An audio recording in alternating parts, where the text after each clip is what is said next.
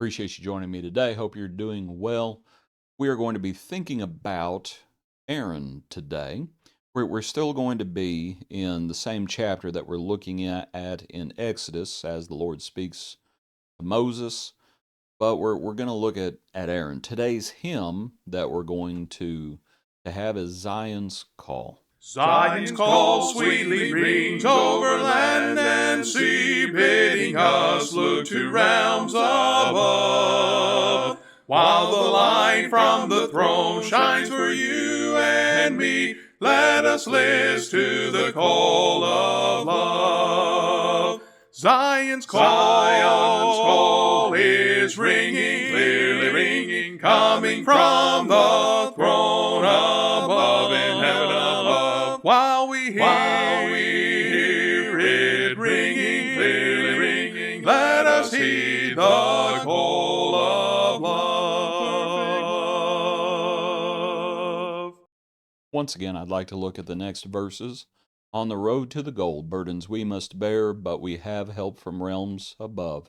We receive courage new when we kneel in prayer. Let us list to the call of love. While we tarry below, there is work to do, and our strength cometh from above. As we labor and wait, we must all be true. Let us list to the call of love. Zion's call. Again, Exodus chapter 4, as Moses, and we've been in this chapter in the previous chapter in the last couple of studies, but here, as Moses is frankly trying to make excuses, and the Lord at a certain point says, "Enough's enough." But you have these signs that are given, by the way, when Moses says, "Suppose they will not believe me," and you have the rod, and the Lord says, "Cast it on the ground," it becomes a serpent, and he takes it by the tail, and it becomes a rod. And then you have the leprous hand that is restored. And at a certain point, the Lord says, "Enough. Is not Aaron the Levite your brother?" Verse 14. I know that he can speak well, and look, he is also coming out to meet you. When he sees you, he will be glad in his heart. So it looks like there's some time in between this, because one of the questions I would have, and there's no way to really answer it, I don't know exactly where Aaron is. I don't know where he's coming from. But the Lord says he's coming out to meet you. When he sees you, he'll be glad in his heart. Because then, verse 18, you have, and this is why I say it looks like a little bit of time. Moses goes to Jethro and says to him, "I'm going back to Egypt." Jethro says, "Go in peace." Then it's the account of Moses and Zipporah, his wife, and his sons, verse 20, plural. You might think about, or at least notice that Moses had children, but firstborn wasn't circumcised. That account is spoken about here, as you have that graphic account with Zipporah.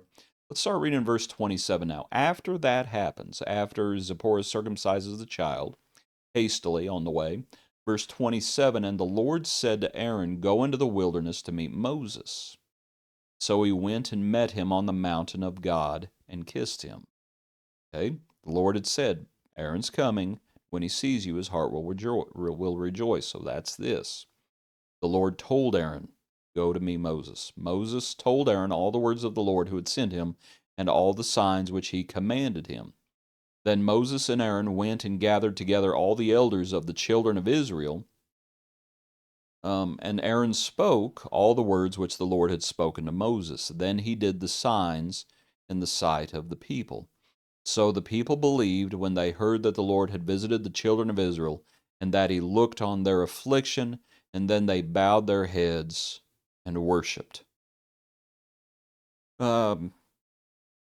Perhaps, and I'll frankly, that we don't read this passage too often. We should, at least I don't think about it too often. But when they go to Egypt, and as we consider our hymn, Zion's Call, and Aaron, the signs are done. The signs are done.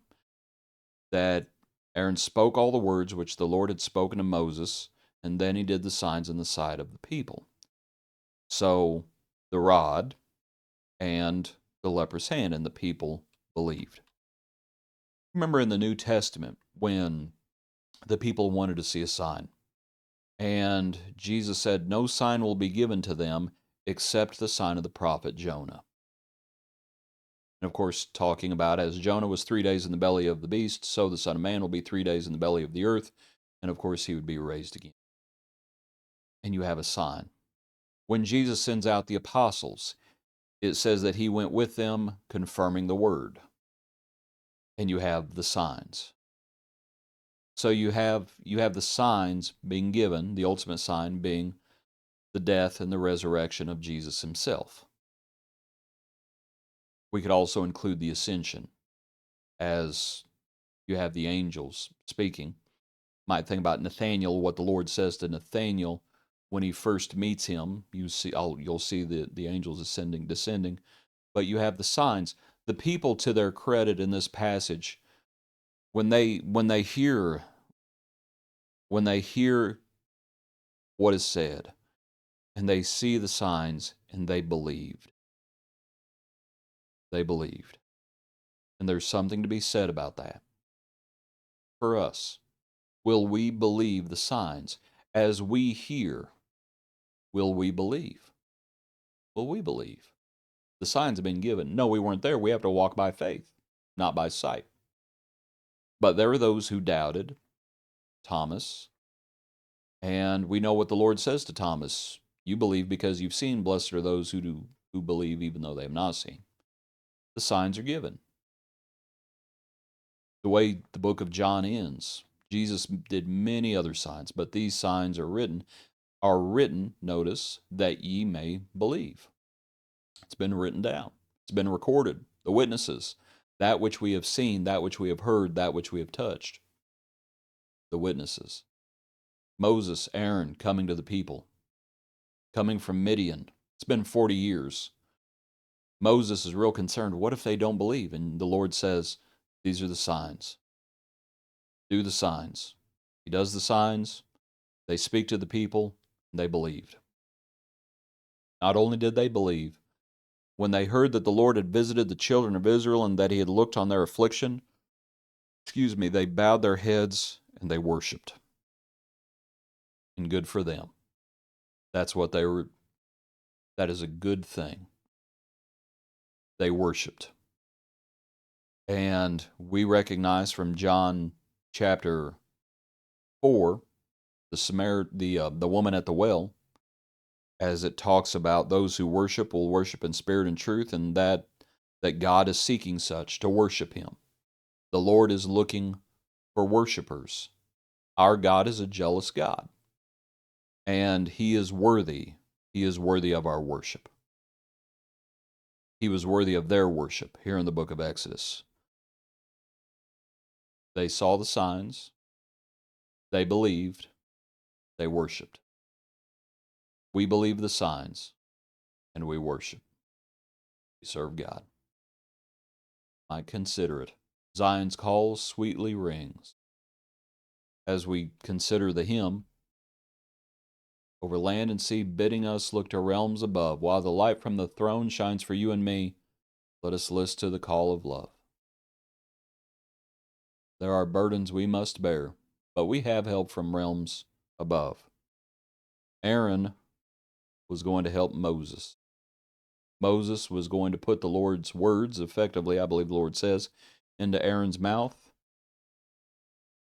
And they're going to help one another. They're going to help the people. Now, do they know everything that's coming? Nope. It's going to be a journey. But this is the beginning of the Exodus. This is the beginning of deliverance. This is God redeeming his people. And of course, all these things are just the shadow. And now that we're on this side of the cross, we have the substance. And so we are thankful, and we believe, and we worship. Hope you have a good day. Join us tomorrow for another portion of our daily praise.